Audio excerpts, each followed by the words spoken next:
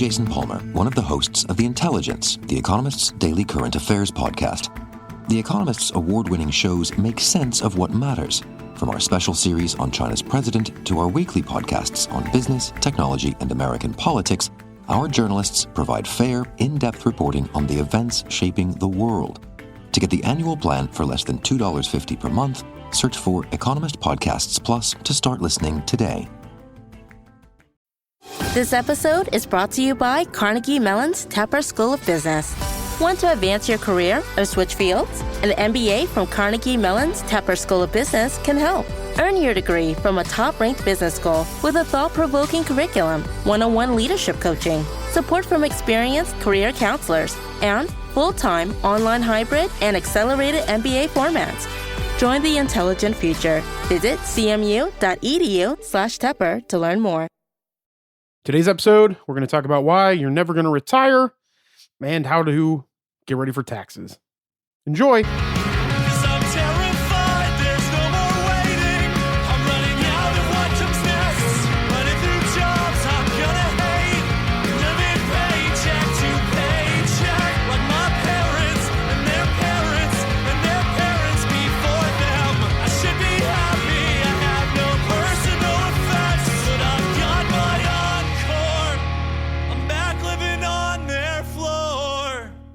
Welcome to the Age of Jeremy. My name is Jeremy Quintanilla. I am the founder and CEO of Q Consolidated Limited.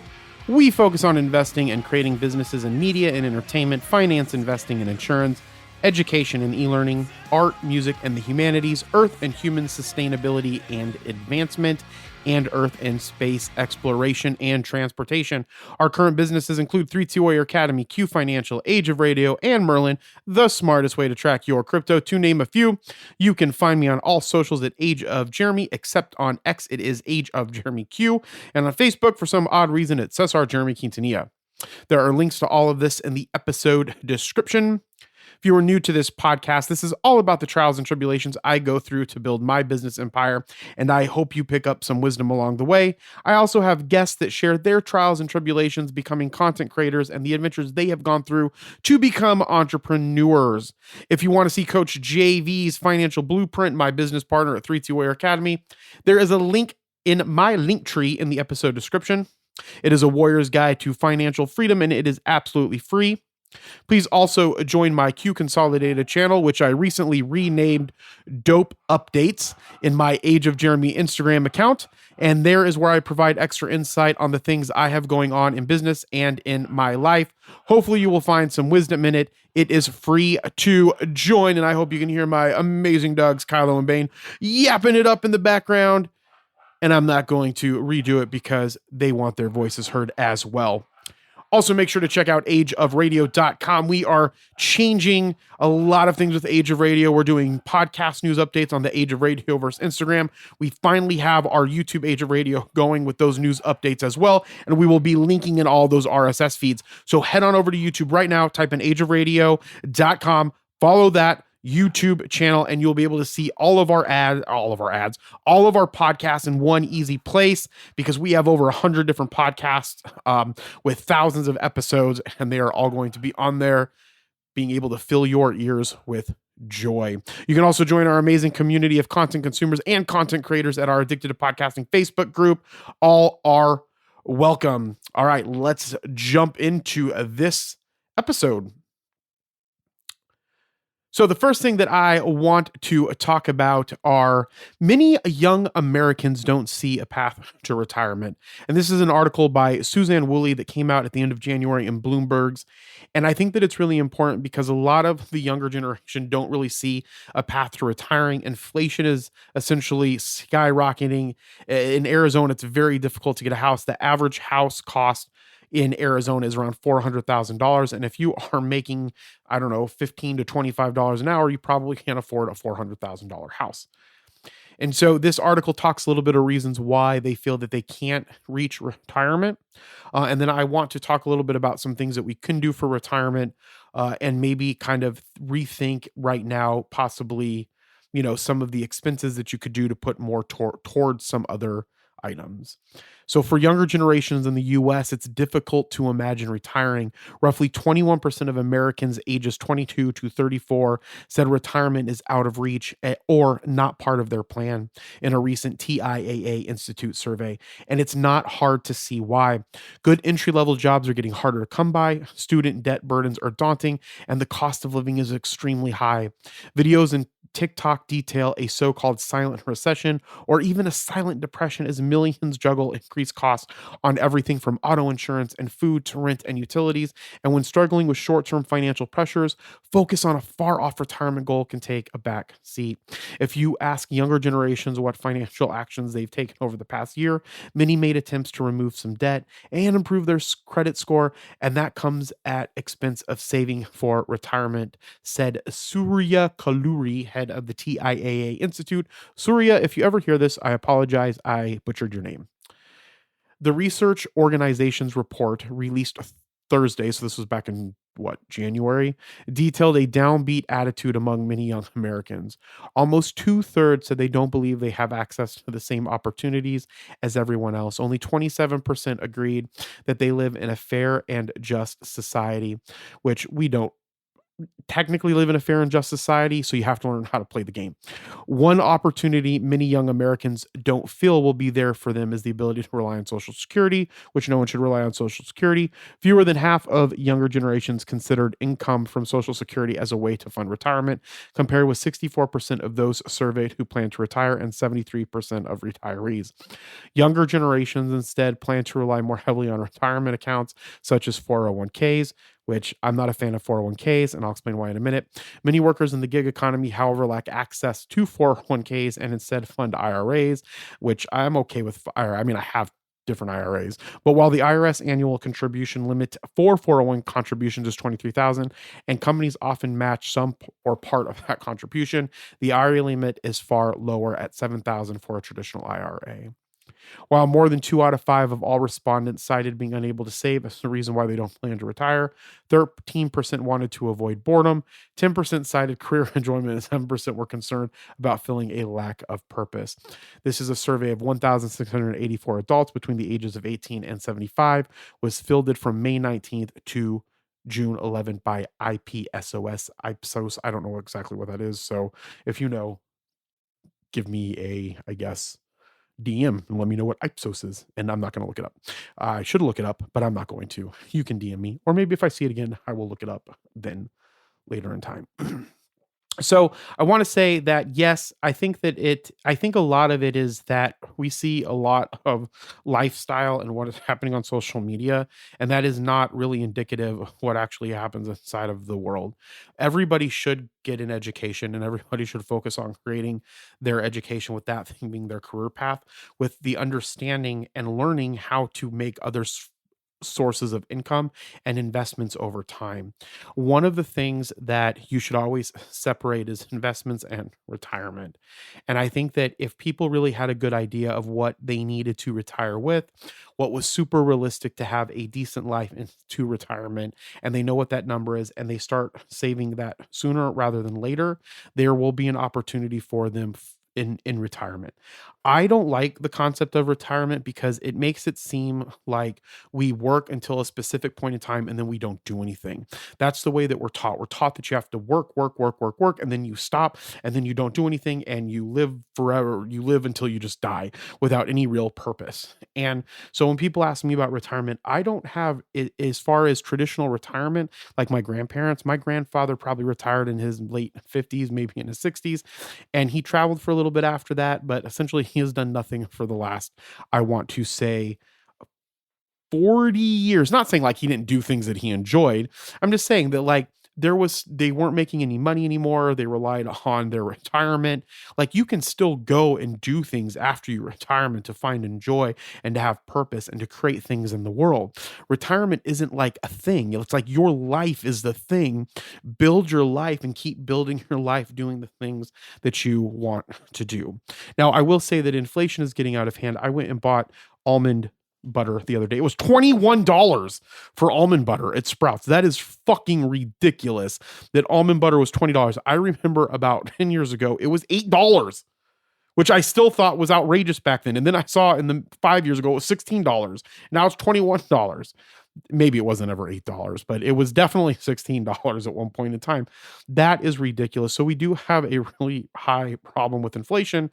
And the problem is that if they end up printing more money to take care of some of our debt, we're just going to get into continue to get into ridiculous amounts of inflation. They're going to have to raise taxes, and they're going to have to get a lot of this money out of the system if we're going to curb inflation. Now, inflation has kind of curbed over this last year compared to the years before, but it's still not where it needs to be. And the problem is that capitalists tend to, when they are able to raise the prices, they will raise them for what they need, and then they will not lower them.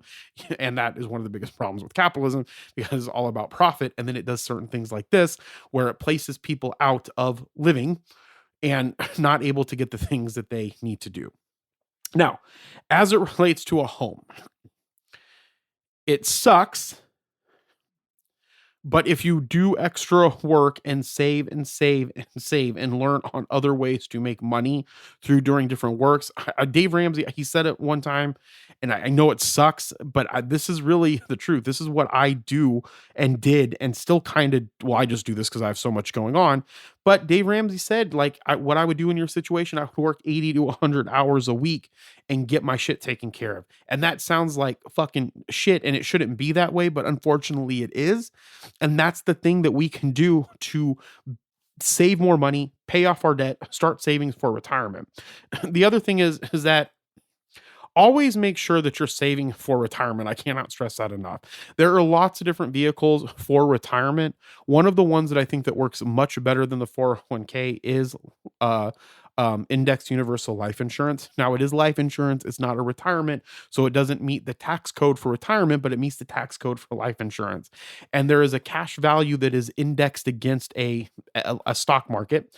So when that stock market goes up, the company pays you into that cash value based off of what it was indexed against. So if it was indexed against the S&P 500 and the S&P 500 went up 19%, you would get a 19% return, or whatever the cap return is, depending on the life insurance company that you go with, and it stays there. And you have a death benefit. Is it more than probably what you would pay for term? Of course, but you have this cash value that's building up inside of it. And what the difference is between that and 401k is, if needed, you can borrow against that, not have to pay it off, because it could come off of the death benefit depending on how you borrow the money from the cash value piece of it. And then you would just have to pay the interest points on it. But a lot of the time, those interest points are taken off of the interest that not really the interest, but the cash you would have got from the index going up. So for instance, if the index went up 9% and you had a 2% loan that you had to pay to the insurance company from the money that you borrowed, which you don't have to put as capital gains or anything like that, because it's debt, right? There was nothing that was gain in that transaction, and it's not an income level event or a tax event, then you would get the 9% from the life insurance company, and the 2% they would keep the 2%. So you would just get 7%. And then you could take the loan off of the back end on the death benefit. And what's great about it, because it's your money, you don't have to qualify for it. So there is a possibility to build up this cash value. So if you have children and your children are young, get them into these types of products now, so that by the time they're 18, they're have $1 million saved up, or 500 or 300,000. And what's also great about it is you can borrow that to pay for their education, and you don't have to pay any taxes on that, and you don't have to pay it off, because it could come from off their death benefit. So there are lots of vehicles out there that we don't educate anybody on, and we need to do a much better job educating people on the other things besides 401ks, besides our IRAs, and besides life insurance. There are lots of different things, and everybody has a specific situation, and there are lots of tools in the toolbox that we could utilize if people take the time to learn and educate. But they don't, because they don't have time, they don't know where to go. And that is one of the reasons why with our insurance company, and again, like I said, it's not just about selling insurance, it's about setting people up so that they don't have to work. There are people that are out there, there are people that are out there that are 60 and 70 years old that are still driving Uber, that are driving because they don't have money. And the other great thing about the life insurance, right, is there is a bottom, there's a floor on it. So if it goes down, right, you don't lose your principal. And so the problem with having it in a 401k is you have to time your life right. Because if you were going to retire in 2008, you couldn't have retired because you would have lost 50% of your 401k basket and you could have had to work the rest of your fucking life. And that is the world that we are living on because we are not educating people on all of the things. And again, I'm not saying that insurance is going to be right for everybody. I'm not saying that a 401k is right for everybody. I'm not saying that an IRA is right for everybody. I'm not saying that a brokerage is right for everybody.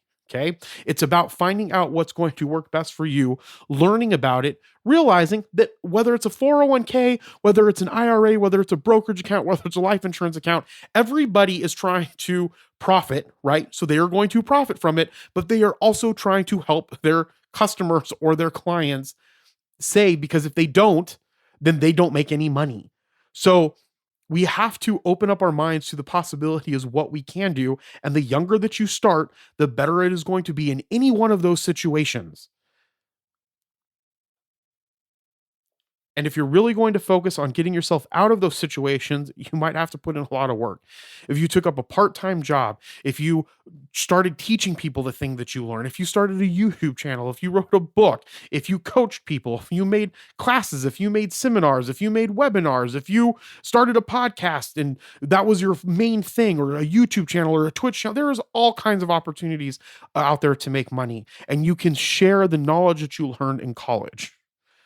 And the one thing that I will say about college that I wish that I would have learned, and I sat down and I talked to my niece about this the other day, is only take out what you can make. If she's going to go to school to be a licensed counselor and their average income is $50,000, $60,000, then that is the max that she should take out in loans.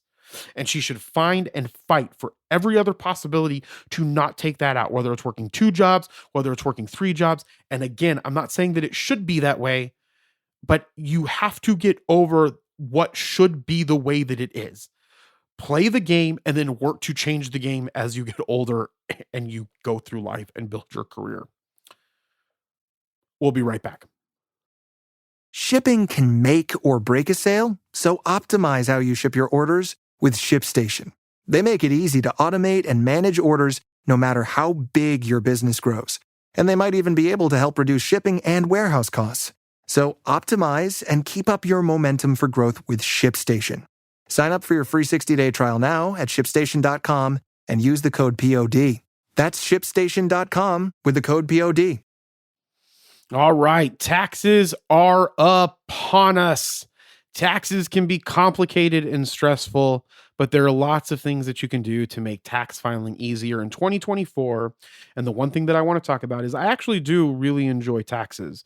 The one thing that I get frustrated the most out of the things that I do on a regular day-to-day basis is I get frustrated the most about doing legal documents. I don't like writing legal documents. I don't like reviewing legal documents. I don't like to have anything to do with contracts or documents in general. And it seems that I am doing them all of the time. And that is something that I'm really focusing on not doing moving forward. Like if someone said, "Hey, Jeremy, I'll pay you $300,000 to do contract law," I go fuck yourself. That would be my exact answer when it comes to that. There are people out there that like doing that. There are people out there that get paid a lot of money to do that. I would rather pay those people. But what I do like is tax planning, taxes, wealth advisement, because that's literally what I went to school for. And one of the things that I really did want to do at one point in time, but I took a different route because it did turn out for me. But if I could go back and do it, I probably wouldn't do it the same and all of life would be different, is I would have focused on taxation along with a master's degree in accounting, eventually to get a CPA and go forward. If I could go even further back, as you all know, I would really have focused on music and then probably hopefully have gotten an MBA. I think everybody in the world should have an MBA. I know that Elon Musk and them say that, well, MBAs work for me or whatever the case is. And that's why, because he needs MBAs. Everybody needs MBAs at some point in time because they understand all of business administration and business management. Same thing why if you're working in the government, you should get a master's in public administration because it helps understanding how those things work in totality and it helps you run governments. But I digress. I enjoy taxes. If I could spend most of my day helping people with taxes, wealth planning and life management, wealth planning and tax management, and I guess life management, because I do that now, that is what I would enjoy doing, and spending more times learning about the taxes. In my mind, when I think about the future, not only being the treasurer of the great state of Arizona or the treasurer of the great county of Maricopa, I would love to be the head of the IRS or a deputy director of the IRS, though that type of thing interests me. I like the idea of taxes. I like the idea of pulling money together and making amazing stuff for all of the people inside of our community. And if you think I'm a communist for that, well, then you probably haven't been following me, because I do traditionally agree with most communistic thought. However, whether or not taxes really get involved with that and what we really think of communism, know about communism, that's a different story. But that's something I believe in. And I think that taxes are a great thing and can be utilized for the greater good. And that's why it's so important that we're planning it and we're managing it right, and that the IRS is doing right and the government is doing right with the money that we fucking give them. Excuse my language. Now, that being said, taxes are upon us. It's tax filing season. And here are some tips that I stole from artificial intelligence. And the reason why I do that is because you need to start utilizing artificial intelligence to get your information and to also make your podcast. So you should start a podcast, and you should reach out to me at Age of Radio to get your podcast going. And you should use artificial intelligence to come up with the concepts and ideas for your podcast so it doesn't get stale, and then make it your own. And it's amazing. And that's why we are here. So the first thing that I would recommend every single person do right now is go to irs.gov and make sure that your account is set up. That has been one of the greatest things. And there's Kylo and Bane again wanting to be heard about their tax situation, if you can hear them in the background. But essentially, what's great about it is I can view all of my tax account balances that I have for the last couple of years, for which we owe money. You can look at your payment history. You can see all that. One of the things that the Obama administration did very, very well, and no one really knows about, is all the digitization that they did for the government to make it easier for us on a federal level to get information that pertains to us. And one of those, I feel, is irs.gov. It works really, really great. It's easy to use. I use it for my PTIN, for filing taxes. I use it to go and manage my account. I use it to make payments, to make sure that I'm paying extra in for our distribution money that we get from all of our businesses. And it really, really helps. The next thing that I think is super important when it comes to taxes is making sure that all of your stuff is organized. So when you're getting ready to prepare taxes, it's best to have all of your information in one place, gather and organize all of your tax records. You will need the documents that show your income, the documents that show your deductions, credits, and payments for the year 2023. Some common forms that you might think that you need are W-2s, 1099s, 1098s. You might need receipts, invoices. And what's great is there is a tax prep checklist that I'm going to link to in the episode description so that you can utilize that to help prepare you to get ready for your taxes. And I will be honest, the wealthier you become and the more assets that you start getting and the more income, the more complicated the taxes get. And that's when you should really hire someone to do it. But most of the time you can do it yourself. The other thing that I would really recommend is that if a lot of stuff is going to come in the mail to a lot of people for this stuff, so I would recommend getting Adobe Scan. You might have to get an Adobe account to use it, but I highly recommend it, or use Microsoft Office Lens, I think it is. And you can take pictures with your phone and it turns it into a PDF. And that's one of the things that works really, really well when it comes to organizing your documents.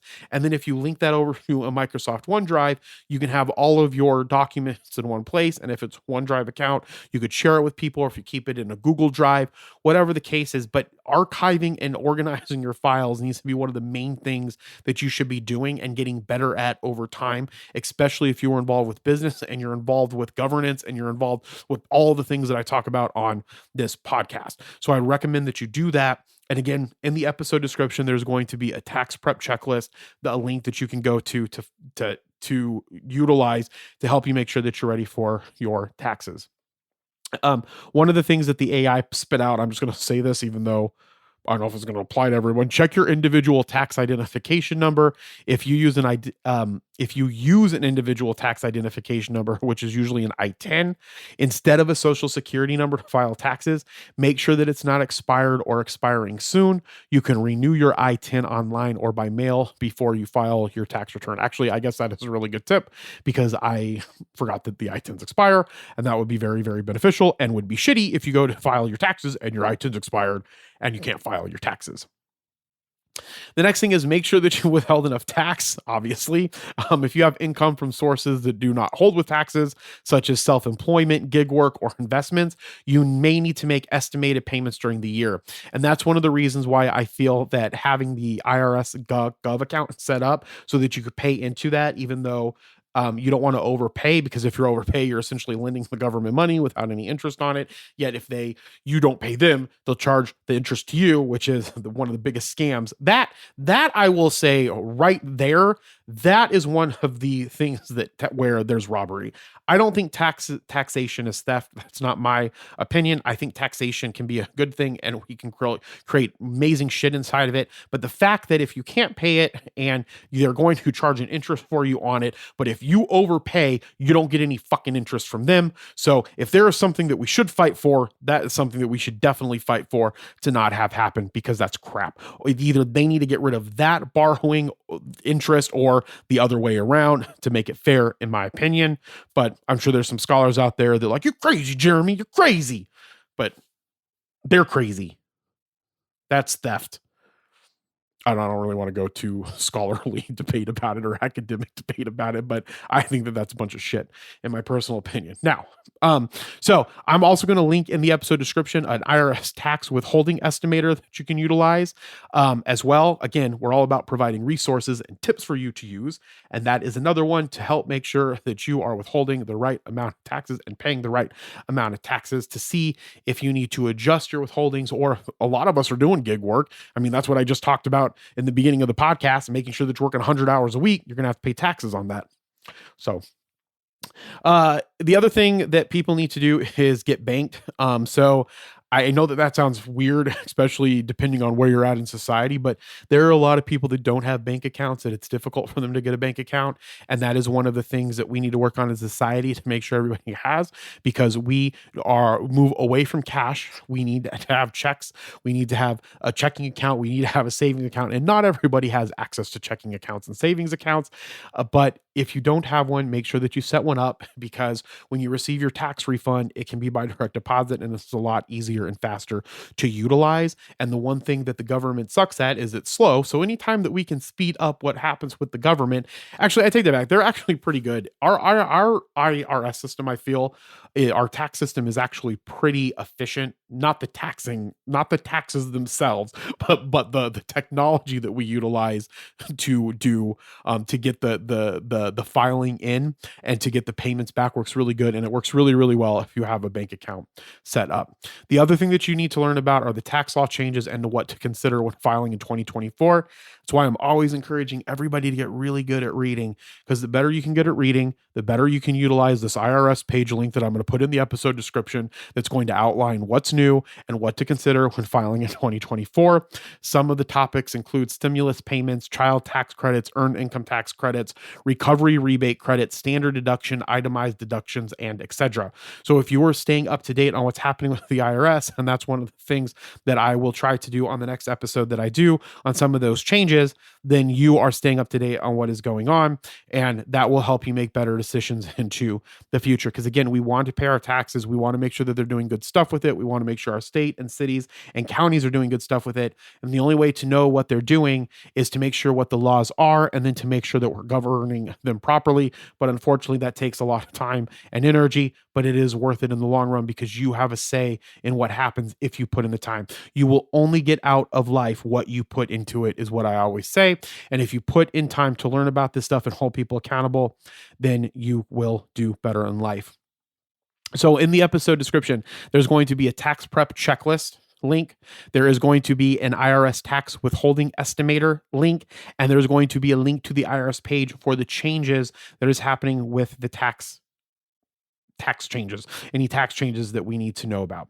And so again, take some time, go through this and make sure that you stay on track to file your taxes. And if you have any questions, you can DM me on Instagram or Snapchat me, probably DM me on Instagram. I've moved away from Snapchat because I've really been focusing on TikTok and Instagram a lot and going more lives and then making the videos for Age of Radio and finding more people to make videos for Age of Radio. So DM me on Instagram, or if you're in the Academy of the Warrior Academy, you can message me and I will work to get back to you. So that being said, as I always say, Namo Amida Butsu, be thankful, grateful, and kind, and we will talk with you next time. Bye.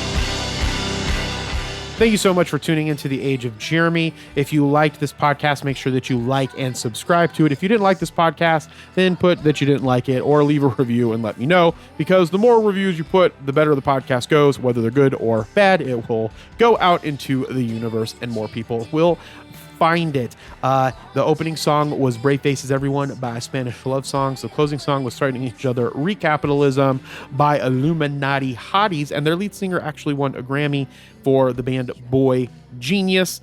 She was an engineer on one of that, so good for her. And I use Neumann microphones. This I recorded into my Zoom L8. I use Steinberg's Cubase, and I use Waves plugins. And without further ado, one last time, be thankful, grateful, and kind, and we will talk with you next time. Bye.